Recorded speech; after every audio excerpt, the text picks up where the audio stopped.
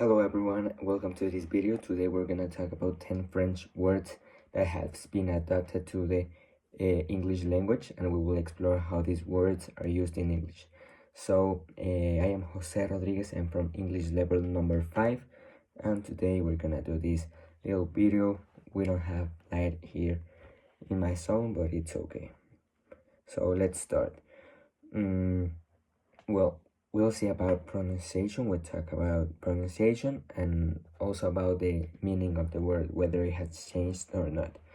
So a little bit of context between this relationship with English and French is that the English language has borrowed many of the words from other languages, and many of them has been mainly for political reasons. So, for example, because of the Norman conquest to England, there was many.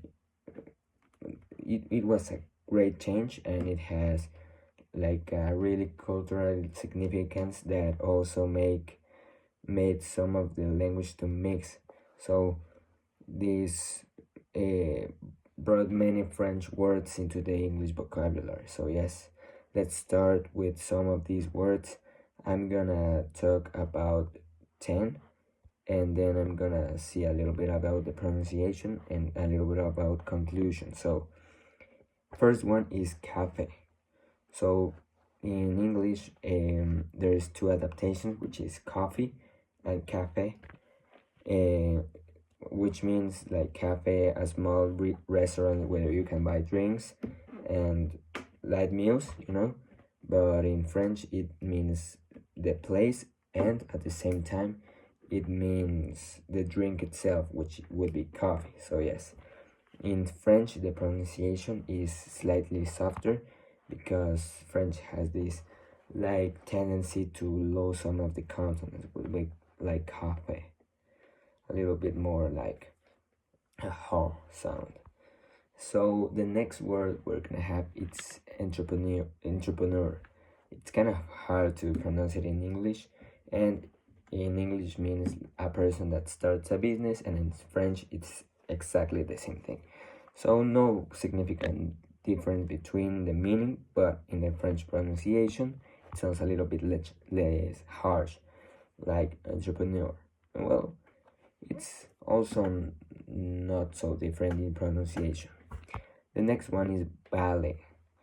In English, it would be a form of dance, and in French, it would be another for the same form of dance actually, but the pronunciation does change a little bit in this one too, because in both of them, the T is silent, but in French, again, it's a little bit more of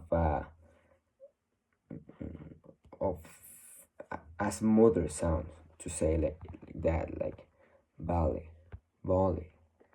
Yeah, it's really weird, these pretentious ways of talking of the French people.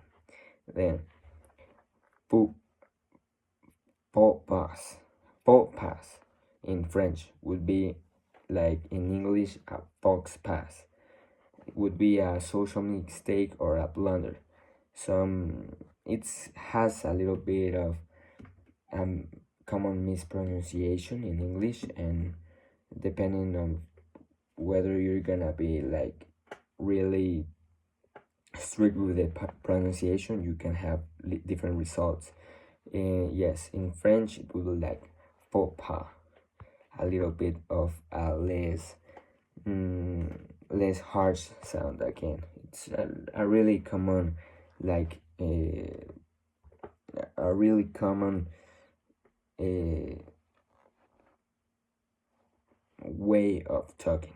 So yes, later we have fiancé, in French, kind of like that, because in English a person engaged or married would be the exact same meaning in French. So in English the distinction between masculine and feminine is not always like recognized. In French it is quite clear, and yes, that is pretty important. Then we have another one, which is rendezvous,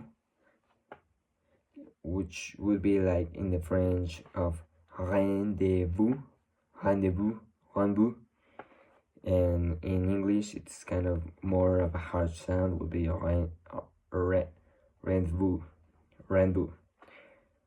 Yes, in English it would be a meeting or appointment, and like with this connotation of a secret one. In French, it just means an appointment in general, and as always, it will be like rendezvous, rendezvous, rendezvous, kind of more abbreviated and more like hot sound, which is kind of hard to describe actually.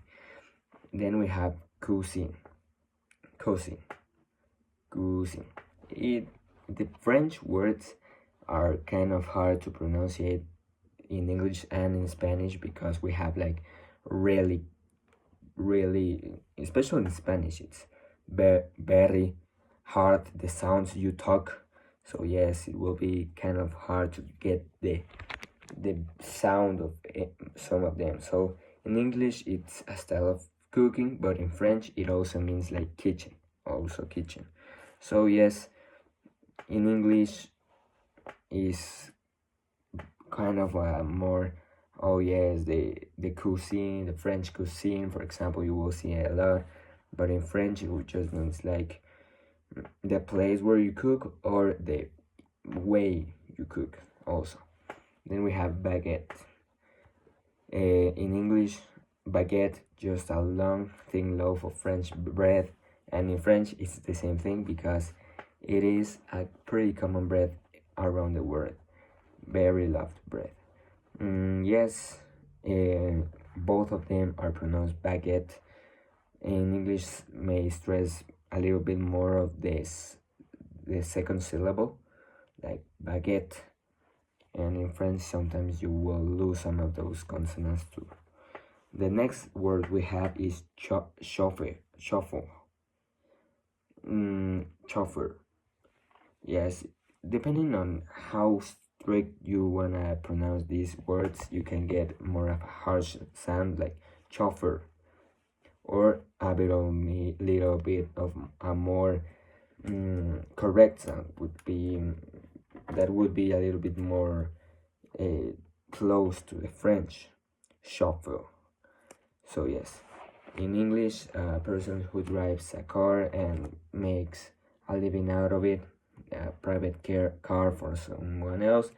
And in French, it originally meant the driver, but it's kind of different because in French it's more general, but in English it's more like a specialized profession. And the next one would be déjà vu. Déjà vu. Depending also on which region of the United States you are, these pronunciations can change a little bit more, but the more correct pronunciation would be always the one that is more closest to the root of the word, déjà vu. So yes, there is not a lot of difference between the semantic meaning of both of them. It's the feeling that you have experienced something before in English, and in French it can mean that kind of experience, but also can mean a lot of more things because it literally means like already seen. So yes, that is all of our words. That is all of the words I have to present today. And as you can see, the French has a profound influence over the English language, mainly because of these political kind of events. And yes, it's kind of cool to realize that some of the languages we see like dead and so strict boundaries between them can really get involved between them and can get to organize and to, you know, get more complex with the time. So yes, thank you very much and see you later.